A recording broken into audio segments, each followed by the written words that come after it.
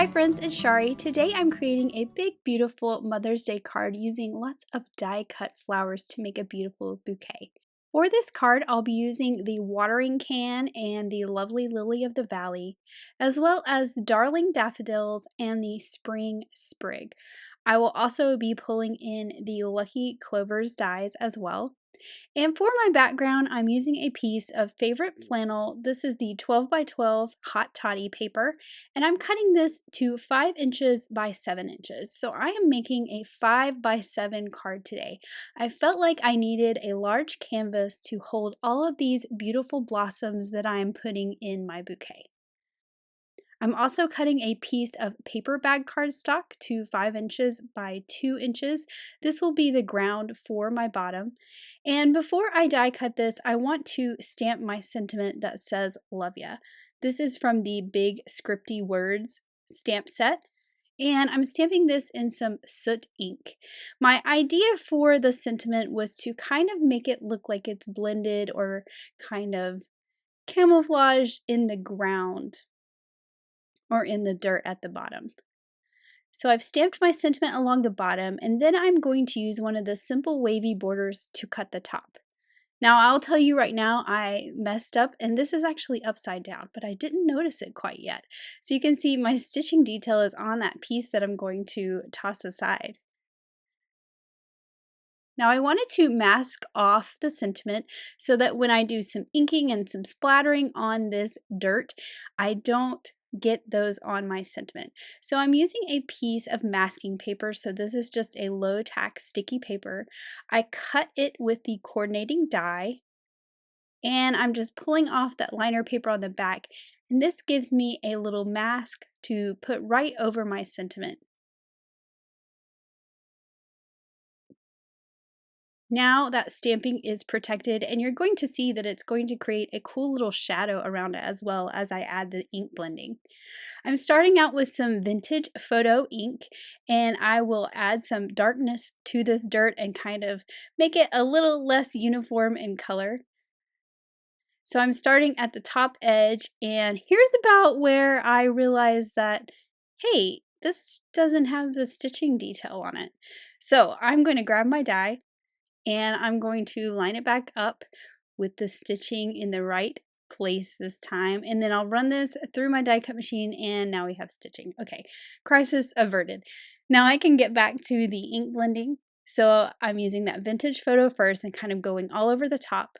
I'm pulling it down onto the sentiment. You can see how it shows up on that masking paper a little bit. And I'm just kind of coloring all around. So lighter at the bottom, darker at the top. And then I also pulled in the scorched timber, which is a dark kind of grayish brown. And I'm going to do the sides and along the top just a little bit. Now I have the scorched timber distress oxide, so it has that kind of pigment property. And I'm going to do some splatters with this. So I'm adding some water. And I'll just pick this up with my paintbrush and add some splatters of this ink. Now, because I added the water, we're going to get that cool oxidation look from the Distress Oxide, and that pigment is going to kind of pull out of that ink. So it's going to have like a chalky, dark brown look to it. And then also I'm adding some white watercolor splatters as well, so that I have two different colors of splatters in my soil. So now that I have all of that inking and splattering done, I'm just cleaning up my work surface so I don't make a mess. And I'm going to use my tweezers and start to pull off that masking paper. I did have to pull it in a couple pulls, I think because it's a little damp from the ink that I blended over top. It kind of tore a little bit, but it is low tack, so it's not really stuck down. It just needs to be kind of picked off a little bit. And once I have that off, you can see how we have this kind of cool look with like a shadow around that sentiment. Now to add some ink blending to my die cut. So first I'm starting out with the Lucky Clovers, and I cut these from some cilantro cardstock, and I'm using a really small ink blending brush and some Lucky Clover Distress ink to add some shading and some darker green to these clovers. I've cut out two of the smallest ones and two of the next smallest ones because I thought those sizes fit better with the composition that I will be making on this card. Now for my lovely lily of the valley, I cut all of the blooms out of white and I'm just adding a little dusting of ballet slipper ink to the tops of them. So again, I'm using a really small blending brush and I'm being very careful just to add a little dusting of pink to the top and give them some shading so that they don't look so flat white. I did ink enough to make 3 sprigs of the lovely lily of the valley, but I only ended up using 2 in my project today. Next up, I'm moving on to my daffodils, and I cut these petals from some sticky note cardstock. I'm using a small brush to blend some peach fuzz ink from the centers out towards the edges about halfway. Now these two will stack together and I added a little bit to the center and you're going to see here in a bit, I am going to go all over that centerpiece with this peachy keen ink as well. For the individual petals, that's for a little bloom, but I only really need 3 of those. So you see when I stack these together, that center seems to blend a little bit too much. So I'm going in with the peachy keen all over that centerpiece, which was cut from some sunflower cardstock. And then now it stands out just a little bit more. These are the leaves from the lovely lily of the valley, and I'm just adding a little bit of rustic wilderness shading to the outside edge of them so they're not so flat either. And then for my watering can, this is cut from some apricot cardstock, and I'm just adding a light dusting of that peachy keen to the bottom and the side. This just kind of gives it a little bit of shading. Now that I've ink blended all the pieces, I can start to assemble some things. So I'll start by going ahead and putting my ground, all those splatters are nice and dry, and I'm putting this on the bottom of that 5x7 piece of pattern paper. Now I have to assemble all of these flowers, so lots of assembling going on. I feel like I'm working in a florist shop here with all of these die cuts sitting in these little trays. So for my daffodil, I'm going to stack those 2 trios of petals right with a glue dot in the center, then the centerpiece, also these other little centers that stack on top. And so that little one that looks like a star shape, I cut that from fake tan, and the very center is cut from canned pumpkin cardstock. Now for the little bloom, I'm layering 2 of those petals together with that little base. And the base, the stems, and the leaves for the daffodils were all cut from algae cardstock. So I have a couple different greens going on in my bouquet. I did not want all of the greens to match exactly. Now for the lovely lily of the valley, I have these stems here cut from some noble fir cardstock. Again, I'm using lots of different greens so that not everything is matchy and it looks like a real bouquet. And I just put a little dot of glue on those little circles on the stem and I'm just dropping my blooms into place. I do want to add the stem to my daffodils, so I'll pull those out as well and add some glue to that big circle. And then I'm adding one of these to the open daffodil and I will add the other one to the closed daffodil. This die set cuts both of the stems at once, so you get one that curves in both directions. And then of course for my watering can, there is a little piece in that die set that layers behind the holes in the watering can, and I just cut that from some narwhal cardstock, so we have that gray color showing through those holes. Now this is the spring sprig, and I just thought that this would be a fun die to pull in for like a smaller pop of color in my bouquet, and that is exactly what I'm doing here. I cut 2 of the sprigs from some cilantro cardstock.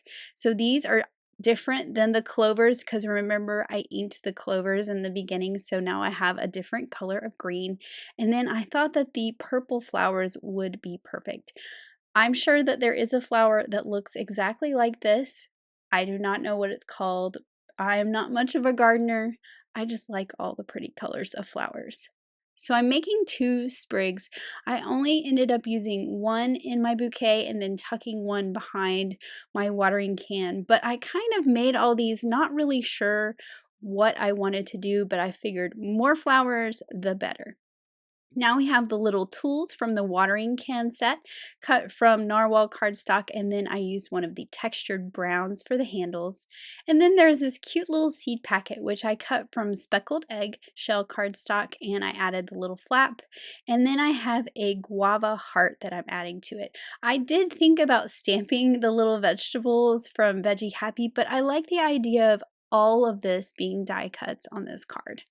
Now I'm going to grab my brush that I used to add the brown to the soil and just dust the edges just a little bit with that brown so it tones down that speckled eggshell a little bit. So I played with my flowers and kind of figured out the placement that I wanted for this bouquet. I took a picture with my phone. This is my little trick.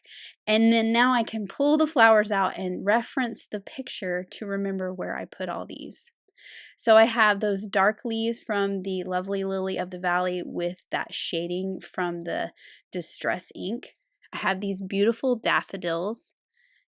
Then I only ended up using 2 of the lovely lily of the valley sprigs because the third one just was a little bit too much.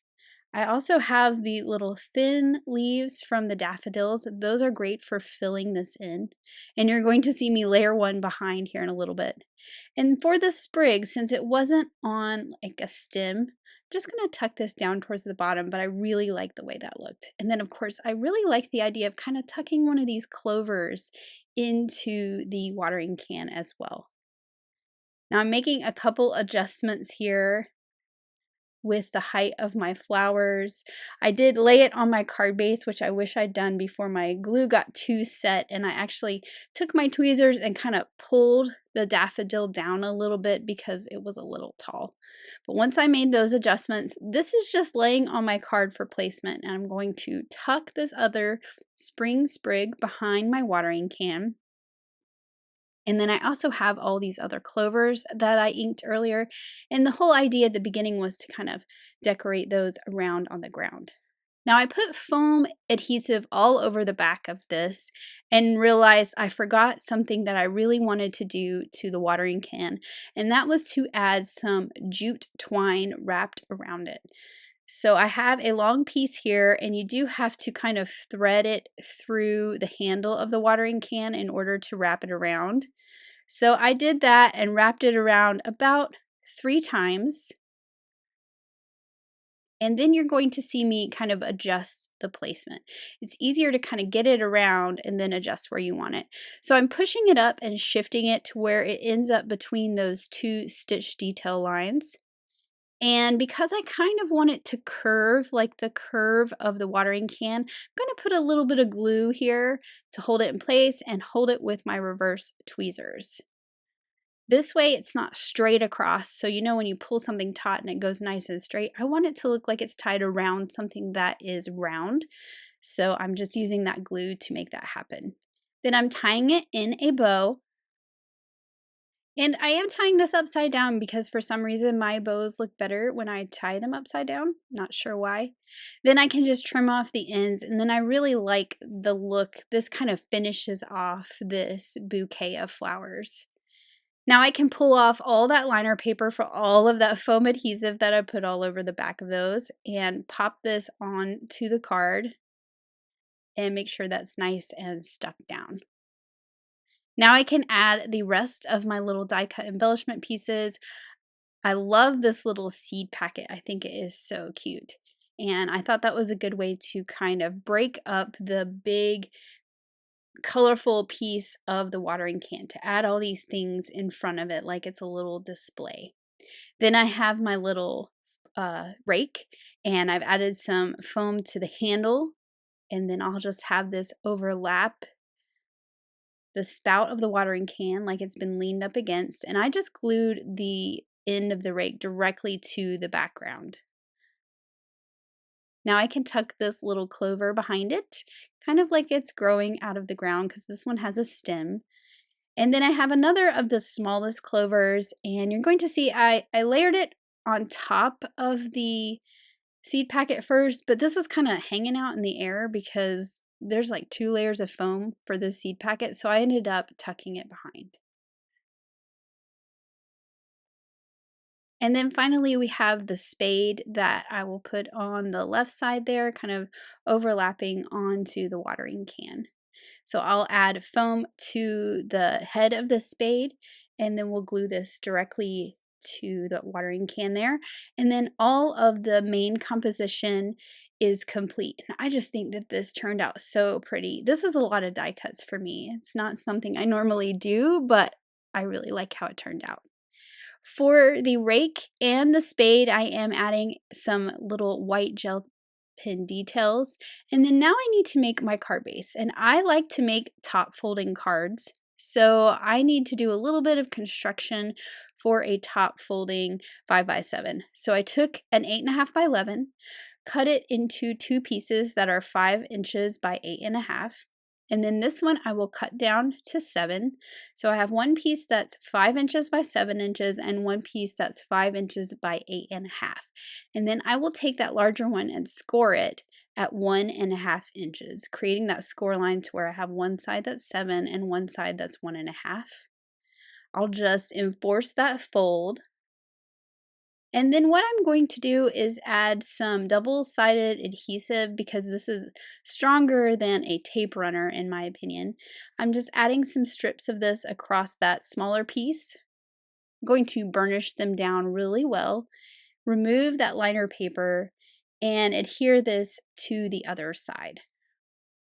And this will be on the inside of my card so you won't see it. Well, you will see it when you open the card, but it'll be on the back side of the front. And now we have a top folding 5x7 card. So now I can add this panel that I worked so hard on arranging that beautiful bouquet to the front. And by the way, I did use 100-pound cardstock for this card base because this front has a lot of die cuts on it and it's kind of heavy, and I wanted this big card to hold up and be nice and sturdy. Now I added some glue to this little spring sprig because it was kind of hanging out there. So I'm tacking that down with some glue. I also decided to add a few more flowers since I had some just sitting there unused.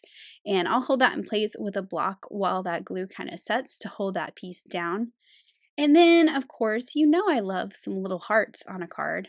So I cut out some hearts from the Hearts and Stars skinny tag die with guava cardstock, and I'm just sprinkling those around because I think little pink hearts are the perfect finishing touch to a card. I also really like this final little heart that I added to the watering can. I think it really helped finish off that kind of big area where there wasn't anything.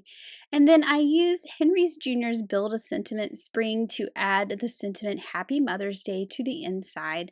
And of course, we need some glitter on all these beautiful flowers. So I'm adding my stickles to the hearts, to the flower petals on the Lily of the Valley, and a little bit at the base of that daffodil. I'll add some to the center of that open daffodil. And then of course I added just a little smidge of glitter to all of those little purple flowers. And then of course we can't forget that big heart on our seed packet because we're going to sprinkle love out of that seed packet. And then here is my finished card. I love the way it turned out. I'm really glad that I decided to make a 5x7 card so I could put all these die cuts on it. This is kind of out of the norm for me, but I really had fun creating this bouquet. So I hope this has inspired you to pull out all those die cuts and mix them together and make something big and beautiful. Thanks so much for watching. Have an amazing day. Bye.